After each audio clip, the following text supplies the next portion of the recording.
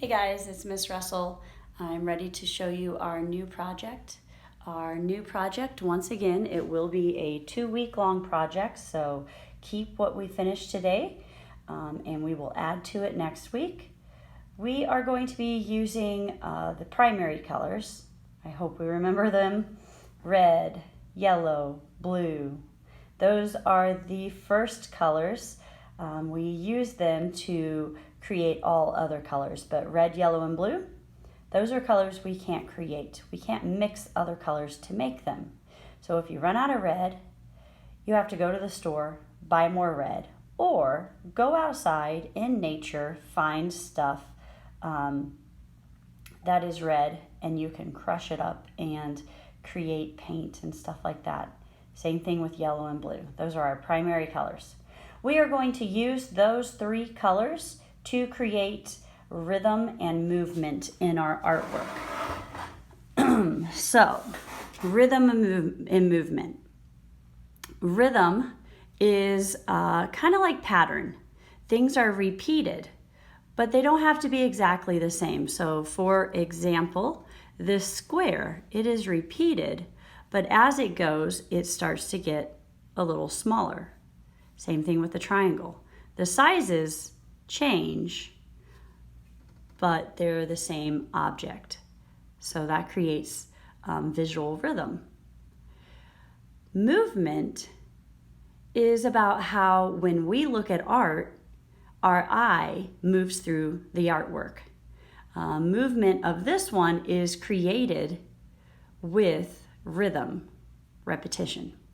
So our eye will start on a color and then it is guided through the paper following that color. Any of these 3 colors are going to do that. We start from one edge of the paper and then it travels and it takes us all the way through and off the other edge of the paper. So we're going to try and do that in our artwork today. Take the viewer from one side of the paper and then off the other side. We can even make the viewer feel like we are getting closer or further away using size. So if you look at these squares, the bigger ones, bigger objects appear closer to us. Smaller objects appear further away. So this line almost appears to come close to us, and then as it travels down here, it starts to feel like it's going further away because it is getting smaller. So we're going to try and do all these things. You're going to need black paper, red, yellow, and blue. If you do not have those colors, you can use your crayons and color paper so that you have it, or marker, or paint, or contact me and I'll create a packet for you to pick up at the school with these 4 if you count the black paper, colors in it. I'm going to position my camera. Hopefully, I keep trying to make different ways for this to work. Okay. So to start, I've got my black paper and my 3 primary colored paper.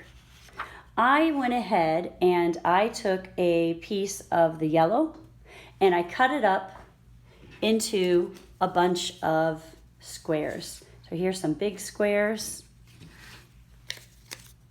Let's move all this out of the way. I've got a pile of big squares, some really small squares, and medium-sized squares. So I just cut that all up.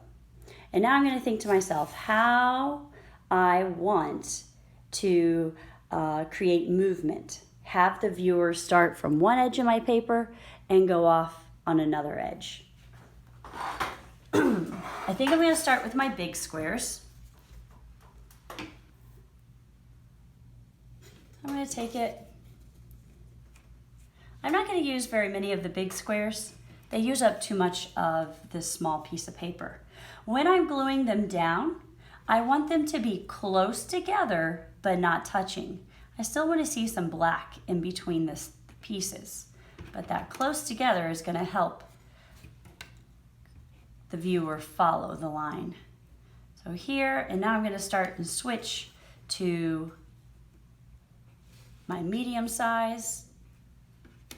And I'm just keeping this one pretty simple. I take it across.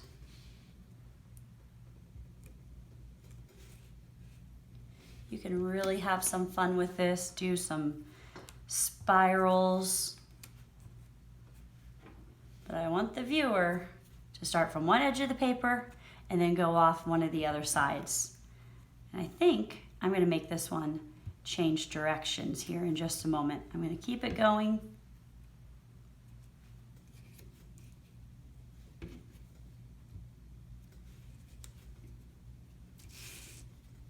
Now I'm going to switch to my smaller squares.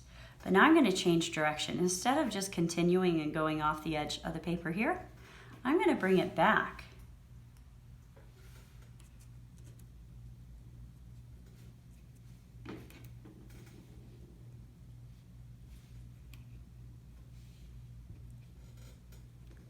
Now you decide what yours is doing, where it's going. It's really kind of fun to make a little trail and decide where you want it to go. I could spin it. I think I can fit one more small one right there without it touching.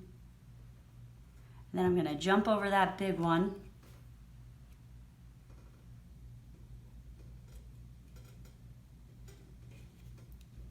And finally take my line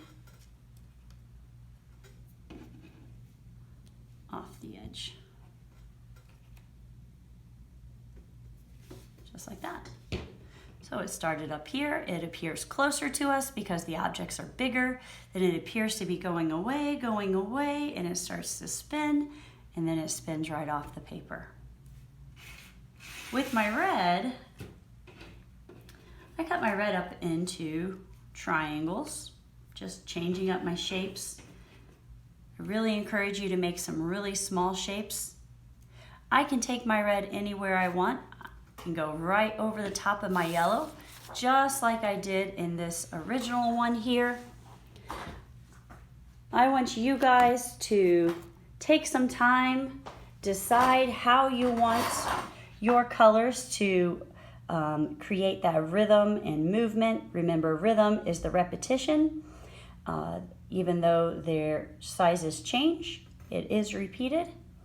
And movement is how the viewer is guided through your artwork. I want to see all three colors, and they need to start at one side and go off the other side. Please send me your artwork either on Google Classroom or Artsonia. Thanks.